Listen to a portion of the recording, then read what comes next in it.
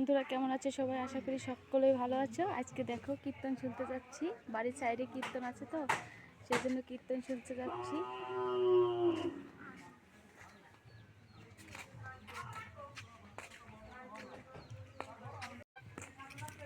এই যে কীর্তনের লোকজন, কীর্তনের লোক অটো এসেছে, আর এই যে সাগর, এই কীর্তনের লোকজন এসেছে। এই যে কীর্তনের লোকজন চলে যাবেন আপনারা। ক্ষমা করেন বৌদি, 2 দিন আইছি কীর্তন এখানে গেলে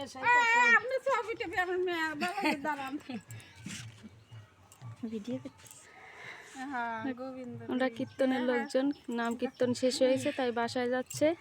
দিদি কষ্ট দিয়ে গেলাম। কষ্ট না, আপনাকে সবাই জানেন আমার শ্বশুর মাগুরা আর পাড়া বাজারের সাইডে কষ্ট দিলাম। এই যে লাবণী কাকির বাড়ি ওদিকে, শোনো একটা কথা, লাবণী কাকির মানে চেনে না। কীর্তনে আসলে অনেক খেয়ে খেয়ে করে, কেউ ভালোবাসে না। আমাদেরও ঘর সংসার আছে, মানে একটু থাকার জায়গা দিলে আমরা কিন্তু আর অত বিরক্ত করি না। তাও যে এই জায়গা যদি নাস্তা টাকা দিতে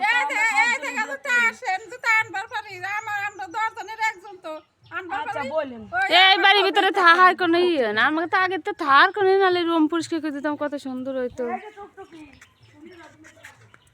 এই যে টুকটুকি। তো দেখো বন্ধুরা, কীর্তনের লোকজন কীর্তন করে যাচ্ছে, আর এই যে এখন বাসায় গাড়িতে উঠতেছে।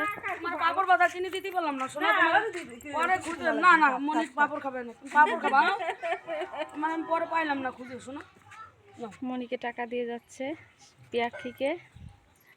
ভিডিও করতেছি, আমাদের চেহারা ছবি ভালো না, আমাকে ভিডিও করতেছি। চেহারা ভালো লাগে না দিদি? ভিতরে সবাই বেড়াইতে আমার শ্বশুর বাড়ি, বাবার বাড়ি অনেক দূর, গোপালগঞ্জে। আমার শ্বশুর শাশুড়ি খুব ভালো, ভালো বলেই ভালো বলতেছেন। টুকটুকি তুমি যাইস না, তোমার ডাকলাম আর সাথে গেলাম না তো বাবা, পছন্দ হয় না আমার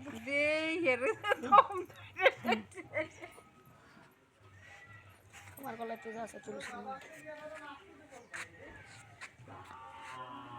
মালিক মনি আর হচ্ছে মনির বুনু, আর ওরা কীর্তন শুনে আসলো। তো দেখো বন্ধুরা, আমার এক মাসিমণি থাকতো, মাসিমণি চলে আসলো, আর ওদিকে আমার মামাটাও চলে আসলো। ওটা হচ্ছে আমার মামা, এই মামাটাও আমার মতনই করে। দেখো ওরা কীর্তন শুনতে আসছে মামারা। আমি তো দেখো মনি আর আমি আর হচ্ছে আমার মা যাচ্ছে। চলো, এই কাকুরির নতুন বাস বাংলেন।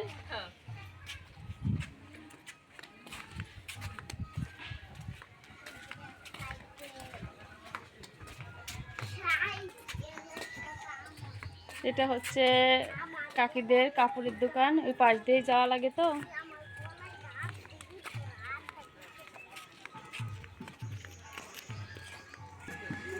তো দেখো বন্ধুরা, ওটা হচ্ছে ফুচকার দোকান, ওই যে ভ্যানের পর ফুচকার দোকান দেখা যাচ্ছে, আর ওদিকে লোকজন কত বসে বসে গল্প করছে। তো এদিকে দেখো মেলা বসে গেছে, মেলায় কত লোকজন আছে, অনেক রকমের।